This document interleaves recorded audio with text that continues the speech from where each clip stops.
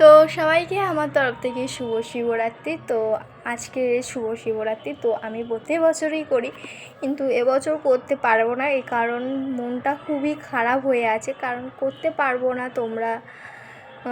তোমরা জানোই যে আমার শরীর খারাপ, তাই আমি হয়তো করতে পারবো না, মানে আমি নিজের থেকেই চাইনি করবো না।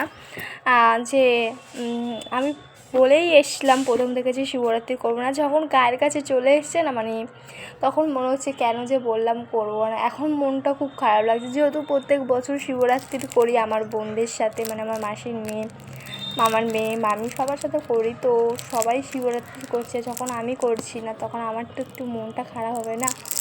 যাই হোক, আমি তবুও একটু রেডি হয়ে বাইরে বেরোবো, শিবরাত্রি করবো না তো কী হয়েছে, বাইরে বেরোবো, একটু সাজবো একটুখানি।